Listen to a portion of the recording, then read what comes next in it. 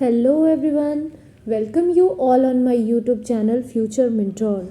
आज इस वीडियो में हम डिस्कस करेंगे मैथ्स पेडागोगी के कुछ क्वेश्चंस को जो कि प्रीवियस ईयर में आए हुए क्वेश्चन हैं। अभी मैं सिर्फ मैथ्स पेडागोगी सेक्शंस को ही बस कवर कर रही हूँ, लेकिन जो प्रीवियस ईयर के क्वेश्चंस में जो सॉल्व करने वाले क्वेश्चंस रहते हैं उनको भी मैं वीडियो के फॉर्म में आज प्रोवाइड करने की कोशिश करूँगी। सो स्टार्ट करते हैं क्वेश्चंस जो कि प्रीवियस ईयर में पूछे गए हैं। ये 2021 में जो जनवरी में पेपर हुआ था वो सीटेट का प्रीवियस ईयर पेपर है। तो देखिए question number 42, which of the following is a desirable teaching learning practice in the context of mathematics. गणित के शिक्षण अधिगम संदर्भ में निम्नलिखित में से कौन सी प्रक्रिया वांछनीय है। Open ended question should be avoided to prevent confusion. भ्रांति को रोकने के लिए मुक्त उत्तर वाले प्रश्नों से बचना चाहिए। Second, intuitive understanding of concept should be encouraged. संकल्पनाओं की अंतर्दर्शी समझ को प्रोत्साहित करना चाहिए। Open book tests should be avoided. खुली पुस्तक परीक्षा से बचना चाहिए। Student should be told to follow the prescribed steps of solving problem. विद्यार्थियों को बताना चाहिए कि प्रश्नों को हल करने के लिए निर्धारित कदमों का अनुकरण करें। आपसे पूछा गया है डिज़ायरेबल टीचिंग लर्निंग प्रैक्टिस, कौन सी टीचिंग लर्निंग सही है। तो जैसे कि फर्स्ट ऑप्शन में आप देख रहे हैं कि ओपन एंडेड क्वेश्चन को अवॉइड करना चाहिए। बिल्कुल भी नहीं, ऐसा नहीं है कि आप ओपन एंडेड क्वेश्चन मुक्त उत्तर वाले प्रश्नों से बचेंगे, ये तो गलत है। Second, open book test should be avoided. NCF के अकॉर्डिंग क्या बोला जाता है कि हमारा जो टीचिंग लर्निंग प्रोसेस है वो कैसी होनी चाहिए, हर एक एस्पेक्ट्स को कवर करना चाहिए। तो ऐसा नहीं कि खुली पुस्तक परीक्षा से बचना चाहिए, ये भी बिल्कुल गलत है। Student should be told to follow the prescribed steps of solving problem. विद्यार्थियों को बताना चाहिए कि प्रश्नों को हल करने के लिए निर्धारित कदमों का अनुकरण करें, ये भी बिल्कुल गलत है। वो खुद से सोल्यूशन तक पहुंचते हैं और ऐसा नहीं कि आप कुछ भी उन्हें फिक्स करके दे देंगे। तो इसका जो सही आंसर है that is intuitive understanding of concept should be encouraged. संकल्पनाओं की अंतर्दर्शी समझ को प्रोत्साहित करना चाहिए। सो क्वेश्चन नंबर 42 का सही ऑप्शन है option number 2। Now moving to the question number 43, following are some question posed by the teacher in mathematics classroom। गणित के कक्ष में अध्यापक ने निम्नलिखित कुछ प्रश्न प्रस्तुत किए। प्रश्न क्या है देखते हैं। What is the area of a rectangle whose one side is 5 centimeter and perimeter is 30 centimeter।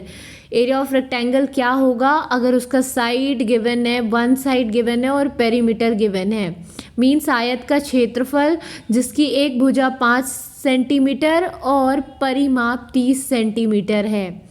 Next, find a set of numbers whose median is 4। उन संख्याओं का समुच्चय ज्ञात कीजिए जिनका माध्यक 4 है।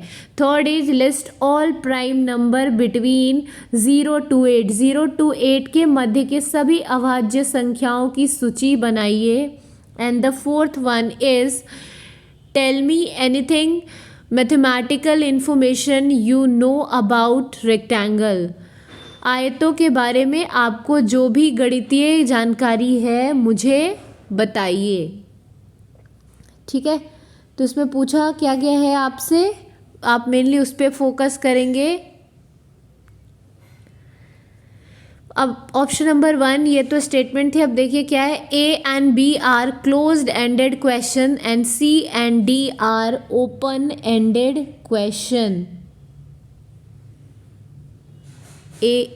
यस, तो जो आपका फर्स्ट वाला है वो तो क्या है आपका क्लोज एंडेड है, क्योंकि यहाँ पे आपको एक साइड गिवन है, पेरीमीटर गिवन है और आपसे जस्ट क्या पूछा जा रहा है, एरिया फाइंड आउट करने को। नेक्स्ट आपसे सेकंड आप देख सकते हो, find a set of numbers whose median is 4। Again set of numbers find करने हैं जिसका मीडियन जो है 4 है। यहाँ नंबर्स जो हैं वो फिक्स नहीं है, तो ये कैसा आ जाएगा open ended. List all prime numbers between 0 to 8। First वाला क्या था आपका close ended, second one is open ended. List all prime numbers between 0 to 8, 0 to 8 के मध्य के सभी अभाज्य संख्याओं की सूची बनाइए। तो 0 to 8 के मध्य में कुछ ही अभाज्य संख्या है, तो ये भी काइंड ऑफ कैसा है, क्लोज एंडेड क्वेश्चन है। नेक्स्ट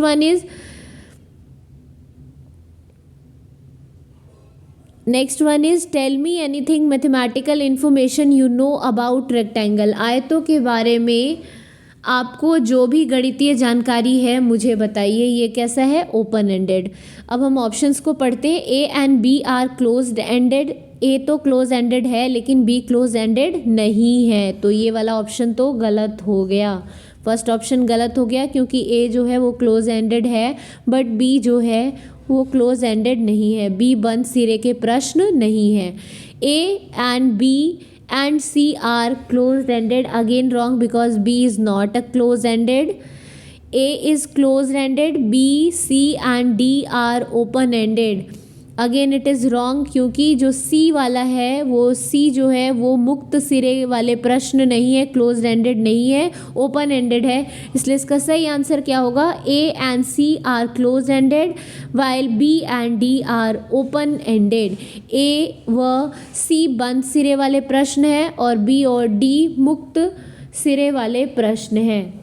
अब हम देखते हैं बंद सिरे और मुक्त सिरे किसे कहते हैं। क्लोज्ड एंडेड क्वेश्चन जिसका आंसर फिक्स होता है, जिसमें आपको कुछ फॉर्मूला दे दिया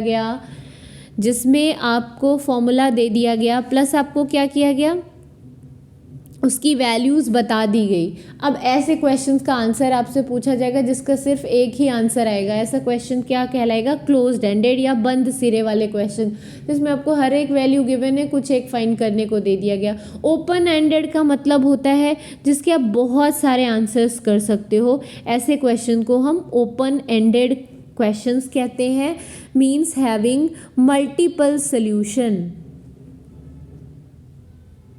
ठीक है, इसको आप याद रखेंगे, इसके मल्टीपल सॉल्यूशन होते हैं जबकि क्लोज्ड एंडेड के सिंगल सॉल्यूशन होते हैं।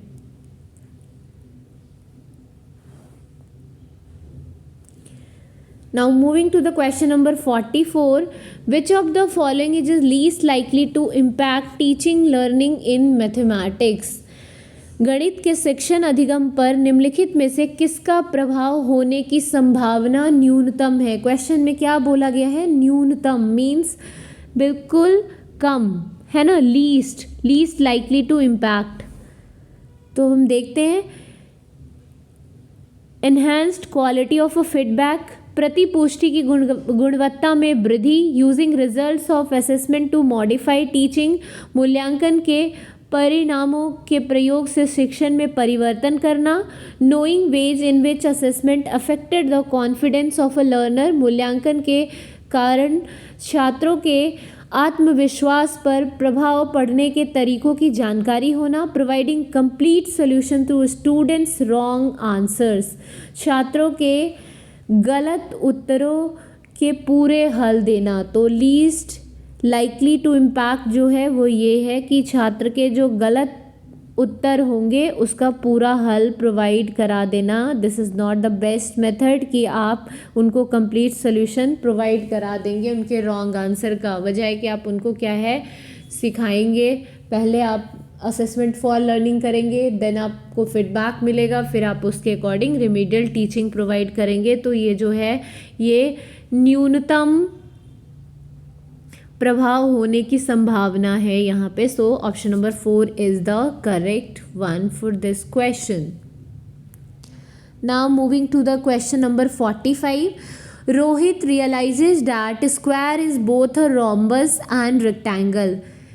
He is at a what stage of Van Hale's visual thinking? Rohit ने अनुभव किया कि वर्ग एक समचतुर्भुज और एक आयत दोनों ही है, वैन हिल के मानस चिंतन के कौन से चरण पर है। अब वैन हिल थ्योरी जो उनकी ज्योमेट्रिक थॉट की जो थ्योरी है वो मैं आप सभी के साथ डिस्कस कर चुकी हूँ, जिसमें कि 5 लेवल्स की बात की गई है, लेकिन जो लेवल्स स्टार्ट होते हैं वो 0 से 4 तक चलते हैं, 0 1 2 3 4 तक। और यहाँ इन सारे स्टेज में बच्चों में ज्योमेट्री के प्रति जो थॉट है वो डेवलप होती है, इसे ही डिस्कस किया गया है हर एक स्टेज पे। तो आपको एक क्वेश्चन में क्या गिवन है कि बच्चा जो है वो एक रिलेशनशिप बिल्ड कर पा रहा है। Rohit realises that square is both rhombus and rectangle. Square जो है वो रोम्बस भी है और रेक्टेंगल भी है। वो क्या कर रहा है यहाँ पे, रिलेशनशिप बिल्ड कर रहा है। और रिलेशनशिप वाले स्टेज कौन सा लेवल आ जाएगा, लेवल नंबर 2। तो इसका सही आंसर है ऑप्शन नंबर 3, स्तर 2, संबंध। ये संबंध को दर्शाता है। Now moving to the question number 46। The sum of any two number is a whole number. This property of a whole number is referred to as।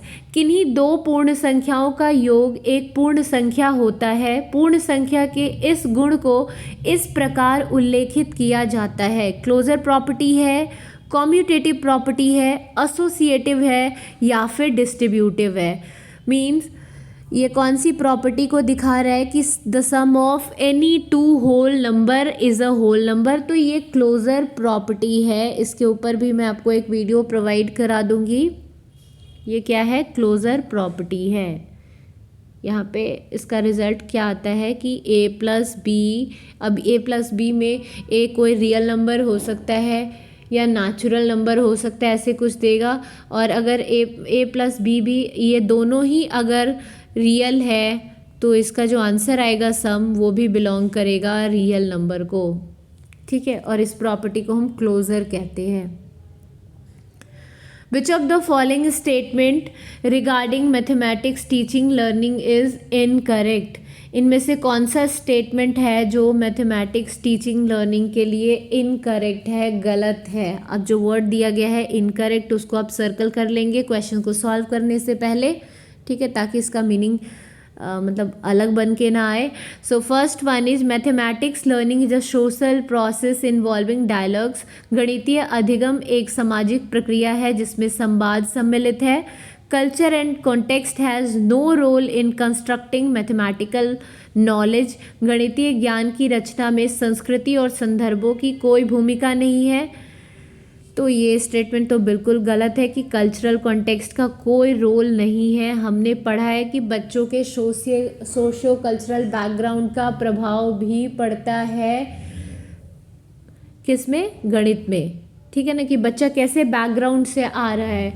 वो ऐसी फैमिली से तो नहीं आ रहा जहाँ पे मैथमेटिक्स कैलकुलेशन ज़्यादा करते हैं। जैसे कि अगर उसके पास, मैंने आपको इससे पहले वाली वीडियो में भी बताया था कि मान लो अगर उसके पास कोई शॉप है और वो अपने शॉप पे भी कुछ टाइम स्पेंड करता है, तो उसका जो कैलकुलेशन पावर होगा वो नॉर्मल बाकी स्टूडेंट से नॉर्मली ज़्यादा होगा। तो हम ऐसा नहीं कह सकते कि कल्चरल कॉन्टेक्स्ट का प्रभाव नहीं पड़ता है। तो ये वाला स्टेटमेंट गलत है। तो इसका जो सही आंसर होगा डैट इज़ ऑप्शन नंबर 2, क्योंकि आपसे पूछा ही गया कि कौन सा गलत है। Now moving to the question number 48, which of the following statement are true regarding teaching numbers at a primary level? प्राथमिक स्तर पर संख्याओं को पढ़ाने के लिए निम्नलिखित में से कौन सा कथन सत्य है। अब इनमें से सही क्या है। Intuitive understanding of a number should be encourage. संख्याओं की अंतर्दर्शी समझ को प्रोत्साहित करना चाहिए। तो यस, बिल्कुल करना चाहिए। Next, writing number should be taught in a sequence. संख्याओं को लिखना अनुक्रम में पढ़ना चाहिए। Writing of a numbers as a numerals should proceeded counting. गणना से पहले संख्या को सांख्यिक रूप में लिखना चाहिए। Order irrelevance of a numbers should be encourage. संख्याओं में अनुक्रम असंगति को प्रोत्साहित करना चाहिए। तो इसमें जो सही है वो क्या है, एक तो आपको intuitive understanding of a number should be encourage, जिसको करना चाहिए संख्याओं की अंतर्दर्शी समझ को प्रोत्साहित करना चाहिए। And next, order irrelevance of a number should be encourage. संख्याओं में अनुक्रम असंगति को प्रोत्साहित करना चाहिए। तो इसका जो सही आंसर होगा that is option number 3, A and D is the correct one. So option number 3 is the correct option for this question. Now moving to the question number 49. Which of the following is the most important aspects of teaching mathematics at a primary level? प्राथमिक स्तर पर गणित पढ़ाने के लिए निम्नलिखित में से कौन सा पहलू अत्यंत महत्वपूर्ण है? क्या सबसे ज़्यादा इम्पॉर्टेंट है? फर्स्ट, गणित को बच्चों के जीवन के अनुभवों का भाग बनाना, बिल्कुल. Making mathematics a part of life experience, children's life experience, बिल्कुल इम्पॉर्टेंट है कि गणित को बच्चों के जीवन अनुभवों का भाग बनाना चाहिए. This is the correct one. Developing rigour in calculation, परिकलन में परिशुद्धता विकसित करना चाहिए. Preparing for higher education employment, ये हम प्राइमरी लेवल पे बात नहीं करते हैं. नेक्स्ट है उच्चतर पढ़ाई और रोजगार के लिए तैयार करना चाहिए. Promoting and preparing for technology, प्रौद्योगिकी के लिए प्रोत्साहन और तैयारी करना. तो इसमें जो बेस्ट आंसर है, मोस्ट इम्पॉर्टेंट आपसे पूछा जा रहा है, तो ये क्या है? गणित को बच्चों के जीवन अनुभवों का भाग बनाना चाहिए, रियल लाइफ एक्सपीरियंस से जोड़ना चाहिए, रियल लाइफ की चीज़ों के साथ इसे जोड़कर पढ़ाना चाहिए. Is the correct one. So 49 का ऑप्शन नंबर 1 जो है वो करेक्ट है. Now moving to the question number 50. Which of the following activities is most likely to develop special reasoning among the students? निम्नलिखित क्रियाकलापों में से किससे विद्यार्थियों में त्रिवम विवेचन, दिक् स्थान की समझ विकसित होने की सर्वाधिक संभावना है? इसमें क्या पूछा गया है? स्पेशल रीजनिंग किससे सबसे ज़्यादा बच्चों में विकसित होगी? Identifying patterns in a number charts, एक संख्या चार्ट में नमूने को पहचानना. सॉल्विंग सुडोकू पजल्स, सुडोकू पहेली को हल करना. आइडेंटिफाइंग टेसिलेटिंग फिगर्स, चौपड़ की आकृतियों को पहचानना. या फिर drawing a bar graph to represent data, आंकड़ों को निरूपित करने के लिए दंड आलेख खींचना. तो बेस्ट ऑप्शन इसका क्या होगा? टेसिलेशन. आइडेंटिफाइंग टेसिलेशन फिगर, चौपड़ की आकृतियों को पहचानना. टेसिलेशन मैंने आपको पहले भी बताया था, एक पैटर्न होता है, जैसे कि आपने भिंडी वगैरह को लेके आप छोटे क्लास में ड्रॉ करते थे, कुछ ऐसा है ना, उसको कलर में डिप करके और फिर पेपर पे बना के लाने को आपको बोला जाता है. एक पर्टिकुलर पैटर्न को फॉलो करता है, ऐसे बना होगा सारा एक जैसा ही, और इसको हम टेसिलेशन बोलते हैं. Question number 51. Which of the following is most suitable for teaching children the concept of fraction? बच्चों को भिन्न की संकल्पना पढ़ाने के लिए निम्नलिखित में से क्या अत्यंत उपयुक्त है? अबेकस, जियोबोर्ड्स, नंबर चार्ट्स, क्यूजनेर रॉड्स, इनमें से क्या सबसे ज़्यादा इम्पॉर्टेंट है? तो इसमें आएगा फ्रैक्शन समझाने के लिए जो किया जाता है, दैट इज़ क्यूजनेर रॉड्स का. Next, question number 52. Which of the following statement is not correct with regard to nature of mathematics? गणित की प्रकृति के विषय में निम्नलिखित में से कौन सा कथन सत्य नहीं है, नॉट करेक्ट है? ठीक है. Argumentation skill is important in construction of mathematical knowledge. गणितीय ज्ञान की संरचना में तर्क कौशल महत्वपूर्ण है, बिल्कुल. Mathematical concepts are hierarchical in nature, गणितीय संकल्पनाओं की प्रकृति श्रेणीबद्ध है. Next, primary level mathematics is concrete and does not require abstraction. प्राथमिक स्तर पर गणित प्रत्यक्ष है और कल्पना की आवश्यकता नहीं है. या फिर fourth one, that is mathematics uses special vocabulary to communicate idea precisely. गणित में विचारों की सही संचारण के लिए विशेष शब्दावली का प्रयोग होता है.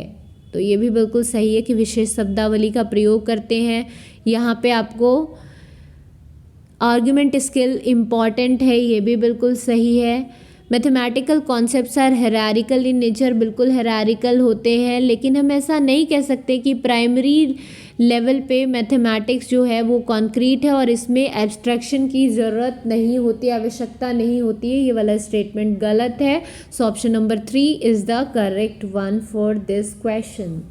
Now moving to the question number 53, that is in which of the following statement number 3 is used in a ordinal sense. निम्नलिखित में से किस में संख्या 3 का प्रयोग क्रम सूचक भाव में हुआ है. I live on the 3rd floor of this building. This house has 3 rooms. All groups have 3 team members. This box contain many sets of 3 pencils. यहाँ आपसे पूछा जा रहा है क्या कि किन कथनों में किसमें संख्या 3 का प्रयोग क्रम सूचक भाव में हुआ है. क्रम सूचक भाव में कहाँ क्रम दिखाया जा रहा है, तो जो क्रम सूचक भाव जो दिखा रहा है डैट इज स्टेटमेंट नंबर 1. मैं इस इमारत की 3री मंजिल पर रहता हूँ, क्रम को दिखा रहा है. Identify the correct statement.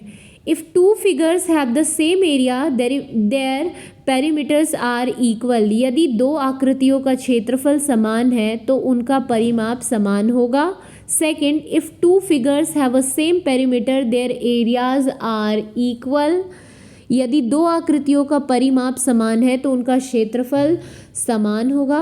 The units of perimeter and area are same. परिमाप और क्षेत्रफल का मात्रक समान होता है. The shape of the figure determines the perimeter. किसी आकृति का आकार उसके परिमाप का निर्धारण करता है. अब आपसे क्या पूछा गया कि इनमें से कौन सा ऑप्शन जो है वो सही है, तो इसका सही है कि the shape of the figures determines the perimeter. Because परिमाप और क्षेत्रफल का मात्रक समान होता है, ये बिल्कुल गलत है. If two figures have a same perimeter their area are equal, ऐसा हम नहीं कह सकते हैं. हो सकता है कि रेक्टेंगल और स्क्वायर दोनों का पेरीमीटर समान हो बट एरिया कभी भी इक्वल नहीं होगा.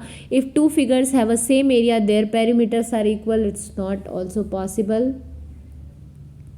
Option number 4 is the correct one. Now moving to the question number 55, identify the correct statement with respect to the mathematics curriculum. गणितीय पाठ्यक्रम के संबंध में शुद्ध कथन को पहचानिए. So the foundation of algebraic thinking can be laid at a primary level. बीजगणित विचारों के नींव प्राथमिक स्तर पर डाली जा सकती है. The concept of fraction should be introduce only at a primary level. भिन्नों की संकल्पना का परिचय केवल उच्च प्राथमिक स्तर पर देना चाहिए. The concept of negative number should be introduce at a primary level for a better understanding. समझ को बेहतर बनाने के लिए ऋणात्मक संख्याओं की संकल्पनाओं का परिचय प्राथमिक स्तर पर देना चाहिए. The concept of area measurement should be introduced only at a upper primary level. क्षेत्रफल मापन की संकल्पना का परिचय केवल उच्च स्तर पर देना चाहिए. अब इनमें से आपसे पूछा जा रहा है कि कौन सा करेक्ट वन है, तो जहाँ जहाँ केवल और ओनली आता है, मैंने पहले भी बताया है कि ये पेडागोगी का एक ट्रिक्स भी है, आप उसको गलत कर देंगे उस स्टेटमेंट को, तो ये और ये तो बिल्कुल ही गलत आ गया. अब बचे दो options. The concept of negative number should be introduce at a primary level for better understanding. This one is also wrong. यहाँ क्या होगा सही answer? The foundation of algebraic thinking can be laid at a primary level. बीजगणित विचारों की नींव प्राथमिक स्तर पर डाली जा सकती है.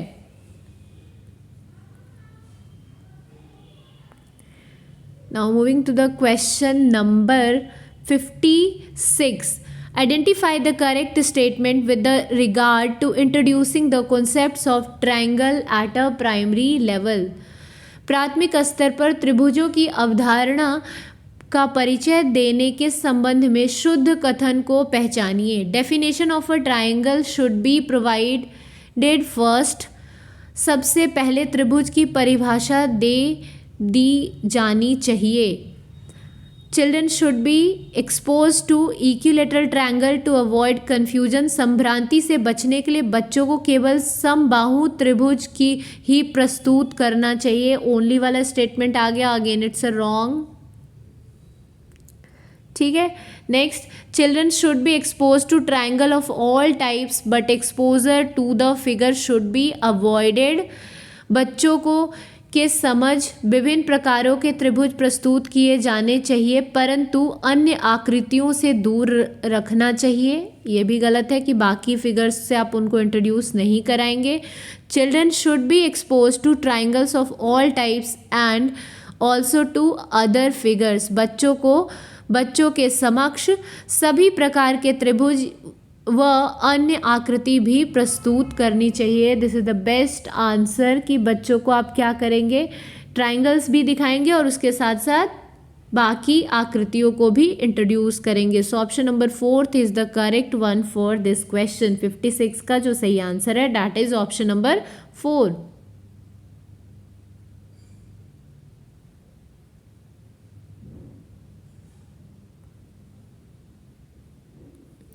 यस, तो ये कुछ क्वेश्चंस थे मैथ्स पेडागोगी के। आई होप सो आप सभी को ये वीडियो पसंद आया होगा। अगर वीडियो पसंद आया है तो प्लीज़ वीडियो को लाइक करें एंड चैनल को सब्सक्राइब करें और ज़्यादा से ज़्यादा लोगों के साथ शेयर करें ताकि मैक्सिमम लोगों को इस वीडियो से बेनिफिट मिल पाए। और नेक्स्ट वीडियो से मैं ट्राई करूँगी कि मैथ्स के जो सॉल्व करने वाले क्वेश्चन से जो प्रीवियस ईयर में आए हुए हैं उसको मैं वीडियो के फॉर्म में डिस्कस करूँ। So thanks for watching this video. Thank you all.